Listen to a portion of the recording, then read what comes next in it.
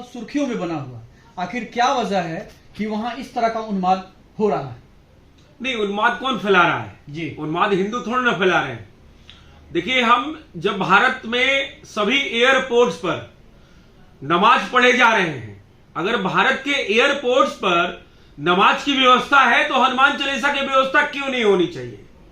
अगर Lulu mall के अंदर यूसुफ अली नमाज पढ़वा रहे हैं अपने बंदों से, मुख्यमंत्री के सानिध्य या उनके उद्घाटन की आड़ में हिंदुत्व को बदनाम कर रहे हैं और उसको लुल्लू मॉल को यह दिखाने की प्रयास कर रहे हैं और प्रचार करने का प्रयास कर रहे हैं कि देखो भाई, ये कट्टरपंथी समाज का है, तुम 20% तो यहां आना ही आना, तो कहीं ना कहीं मैं समझता हूं लुल्लू मॉल के मालिक यूसुफ अली पे भी कार्रवाई होनी चाहिए।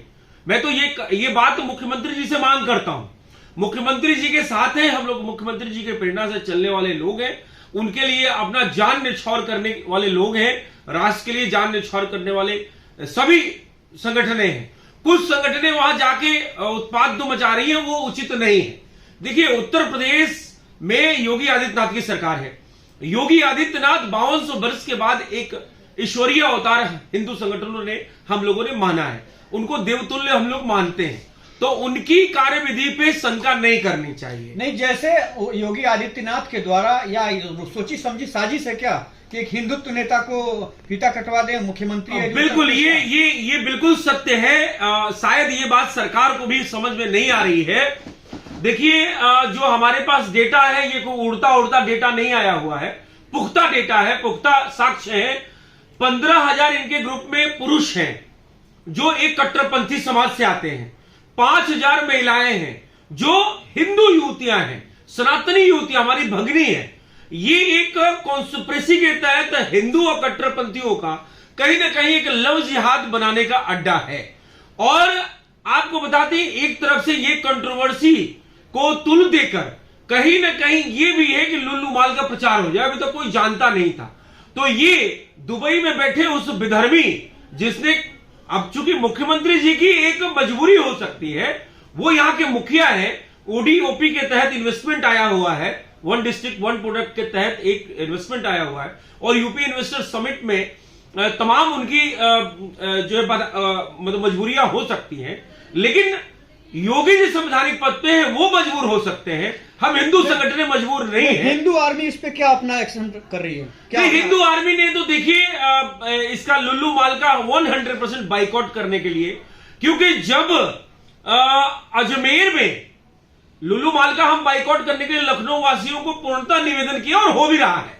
अजमेर के अंदर जब सलमान चिश्ती, जो कन्हैया लाल तेली का हत्या करने वाले मोहम्मद गौस और मोहम्मद रियाज के समर्थन में नुपुर शर्मा का सिर लाने के लिए आह्वान करता है, तो हिंदू आर्मी और तमाम ऐसी हिंदू संगठनें ये आह्वान करती हैं कि हमें अजमेर के दरगाह पे चादर नहीं चढ़ानी, क्योंकि 1-1 रुपया जो चढ़ा हुआ हमारा है वो हमारी कफन के लिए तैयारी होता है। तो लुल्लू मॉल भी उसी की तरह है, शॉपिंग कॉम्प्लेक्स की आड़ में एक बहुत बड़ा विधर्मीकरण यहां का लव जिहाद होगा। सबसे बड़ी बात बता दें, लुल्लू मॉल का बाइकआउट का रीजन क्या है, क्योंकि वहां पे एक हलाला जो मार्क आप जानते होंगे, जो उनके कट्टरपंथियों में हलाला होता है, उसकी मैं बात नहीं करता हूं। मैं बात कर रहा हूं, एक हलाला मार्क है, उस हलाला मार्क में रजिस्ट्रेशन के लिए आपको करोड़ों रुपया हर कंपनी को देने पड़ते हैं, और वो करोड़ों रुपया जो है यासीन मलिक जिस तरह से जेल में आतंकवादी है उनको छुड़ाने के काम आता है। आप साफ साफ लुल्लू मॉल के षड्यंत्र को समझिए। लुल्लू मॉल ने रिलायंस कंपनी का आउटलेट दिया, लेकिन उसने साफ साफ कहा कि कर्मचारी हमारे होंगे। क्यों? कर्मचारी 15,000 कर्मचारी उन्हीं के हैं। ये हमारे पास साक्ष्य, जिसको चाहिए आके ले सकते। नहीं, ऐसी तो कोई गाइडलाइन है नहीं। जैसे लखनऊ शहर में सहारा मॉल है और भी बहुत से मॉल हैं, तो वहां सिर्फ एक प्लेस दिया जाता है, लेकिन जो भी आउटलेट होते हैं वो किसी ना किसी कंपनी एग्जैक्टली, मैं वही तो स्टाफ होते हैं। यही बात कह रहा हूं कि क्या ये षड्यंत्र, ये सवाल पूछिए लुल्लू मॉल के यूसुफ अली से या उनके प्रबंधक, जो प्रबंधक हिंदू रखा है, जो प्रबंधक है, मेन मैनेजर है, उसको हिंदू रखा है। क्यों? क्योंकि उसको हिंदुओं को मैनेज करना है। अचानक पहले फलाना सलमान होता है, अब जो है कोई ब्राह्मण आ जाता है। बात समझिएगा। कहने का तात्पर्य कि आप पूछिए जाके लुल्लू मॉल के प्रबंधन से कि भैया ऐसा क्यों, रिलायंस का स्टोर है, रिलायंस डिजिटल का स्टोर है लेकिन कर्मचारी तुम्हारे क्यों? ये कौन सी गाइडलाइन है? और क्यों नहीं सूचना के अधिकार से आप लोग मांगते हैं उनसे कि देख कितने कर्मचारी हैं उनके? और क्यों हलाला प्रोडक्ट की कॉन्स्पिरेसी है? पूरे स्टोर में हलाला प्रोडक्ट बेचने का क्या ऐसा मजबूरी है? भाई हमें हलाला नहीं खाना। हलाला जो है वो हमारे ही कफन की तैयारी में उसमें जो पैसा वो कमाते हैं, वो हलाला का टैक्स जो लेते हैं, उस टैक्स से हिंदुओं को काटने की। और पटना में आपने देखा होगा भी पीएफआई किस तरीके से हलाला मार्ग के पैसे से जो है पीएफआई किस तरीके से उजागर कर रही है कि 2047 में जो है पूरी तरीके से भारत पे इस्लामिक राष्ट्र वो बना देंगे। और उन्होंने कहा कि हिंदू सहिष्णु होता है और उन्होंने कहा कि 2047 के अंदर हम इस्लामिक राष्ट्र बना देंगे। हम यहां योगी और मोदी के राज्य में हिंदू सदी की कल्पना कर रहे हैं, हम यहां पे राम राज्य की कल्पना कर रहे हैं, हिंदू राष्ट्र अखंड भारत की कल्पना कर रहे हैं, लेकिन ये विधर्मी, ये षड्यंत्रकारी, ये दानवी प्रवृत्ति के लोग, गाय खाने वाले, गाय के मांस खाने वाले लोग, ये भारत के अंदर गजवाए हिंद लागू करने का पूरी तरीके से जो है षड्यंत्र और खड़यंत्र कर रहे हैं। आपको कितने साक्ष्य चाहिए? मोहम्मद गौस और मोहम्मद रियाज चिल्ला चिल्ला के तलवार दिखा के बोलते हैं कि हमने कन्हैया तेली को मारा, क्यों? कि उसने आई सपोर्ट नुपुर शर्मा कहा था।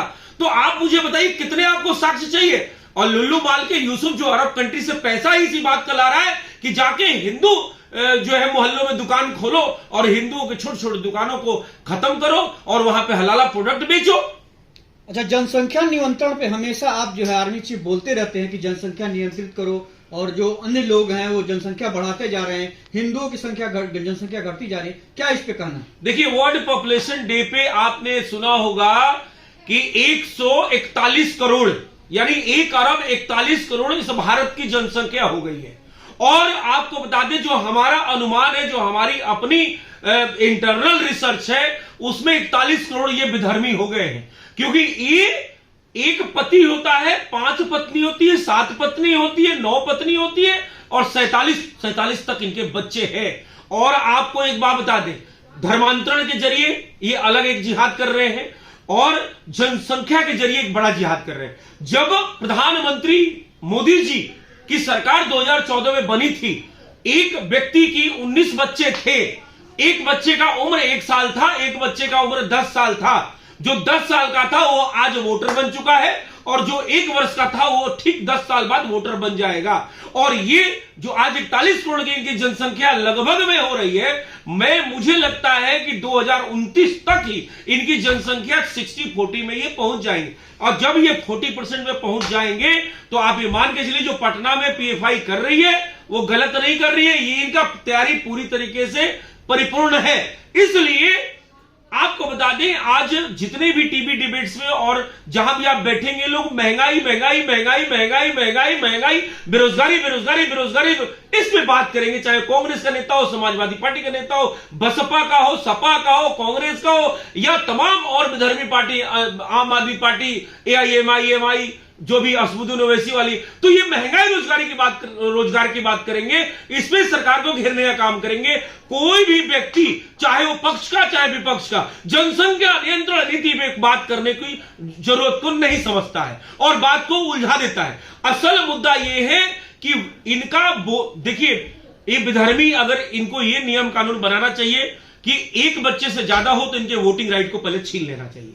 सबसे बड़ा आपको बता दें समाधान कोई है, जनसंख्या नियंत्रण समस्या है, जनसंख्या समस्या है, जनसंख्या का अंबार जो ये रोहिंग्या मुसलमान और रोहिंग्या घुसपैठिए और भारत में जो कट्टरपंथी जो पल रहे हैं, जो उनके सपोले जो आज 10 साल के, वो 10 साल बाद 20 साल के हो जाएंगे और सारे के सारे वोटर बन जाएंगे। इनके वोटिंग राइट पे लगाम लगाने की आवश्यकता है, पहली बात। और वोटिंग राइट पे लगाम लगाने के बाद जो फ्री में राशन योगी जी और मोदी जी बांट रहे हैं, इस पे भी लगाने की आवश्यकता है। क्योंकि जो हमारे टैक्स का पैसा है, ये लोग फ्री वाला राशन तो कोरोना काल वाला आ रहा है, उसके अलावा मिड डे मील खाते हैं प्राथमिक विद्यालयों में और मदरसों में जाके बम बनाने की शिक्षा को ये जो है ये मतलब ग्रहण करते हैं।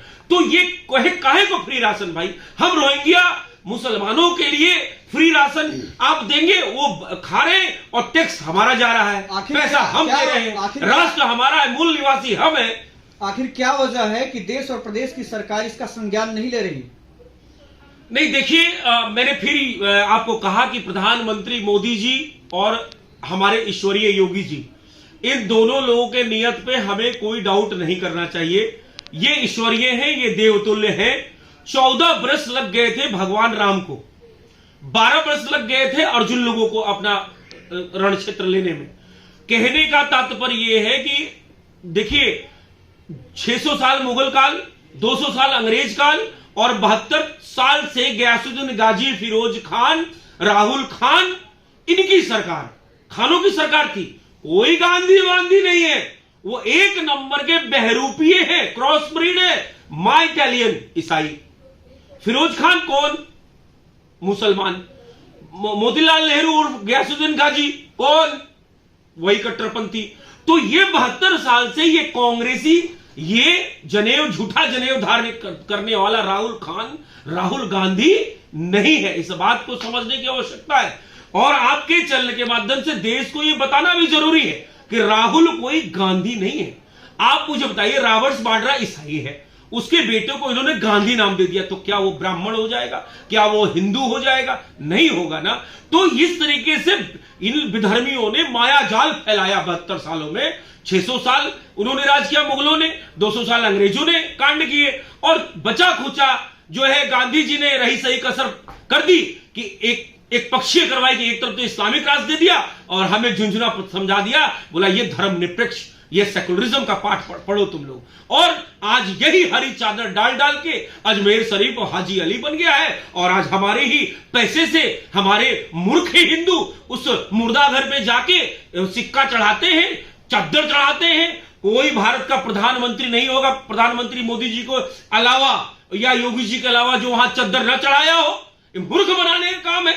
तो ये मूर्ख बनाते बनाते हमारे ही पैसे से हमारे कफन की ये तैयारी कर रहे हैं। तो कृपया मैं आपके चैनल के माध्यम से ये भी कहता हूं कि आप कृपया हरी चादर पे बिल्कुल चढ़ाएं नहीं, बल्कि उसको तोड़ फोड़ के वहां से हटाएं, क्योंकि हरी चादर एक जमीन जिहाद का बहुत बड़ा षड्यंत्र खड़यंत्र है, गजवाए हिंद का हिस्सा है, पीएफआई का एक षड्यंत्र है कि कहीं भी हरी चादर डाल दो।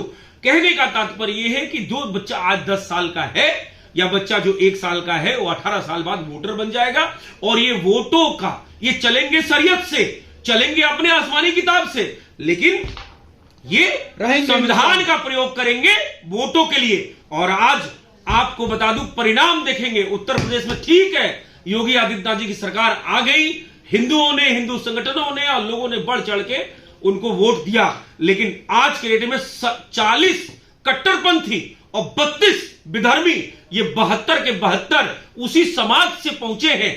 आप समझने का प्रयास करिएगा, जो ना वो इस संविधान को मानते हैं, ना इस राष्ट्र की परंपरा को मानते हैं, ना इस राष्ट्र से उनको कोई लेना देना है, ना इस संस्कृति से कोई लेना देना है, ना उनको तिरंगा से कोई लेना देना है। उनको सिर्फ जो 5 टाइम की पूजा करनी है और कैसे भी 2047 में गजवाए हिंद लागू करना है। This is the agenda of कट्टरपंथी। ये है भारत। इसलिए जनसंख्या नियंत्रण जल्दी से जल्दी हो, एक समान शिक्षा जल्दी से जल्दी हो, धर्मांतरण नियंत्रण, जो धर्मांतरण चाहे वो मिशनरीज द्वारा हो रहा हो, चाहे ये लोग लव जिहाद और तमाम तरीके द्वारा कर रहे हो, ये लोग बल से कर रहे हैं, वो लोग मिशनरी में पैसा देके कर रहे हैं। धर्मांतरण नियंत्रण, मंदिर मुक्ति, जो मंदिर मुक्ति है उसका अभियान, उसका कानून, एक समान शिक्षा, ये सारी जरूरत है भारतवर्ष में। तो हम आपके चैनल के माध्यम से सभी को ये कहना चाहते हैं कि मेरे भाइयों, आवाज उठाओ, जनसंख्या नियंत्रण लाओ और भारत बचाओ, नहीं तो 2047 में गजवाए हिंद पाओ। मीडिया से बात करने के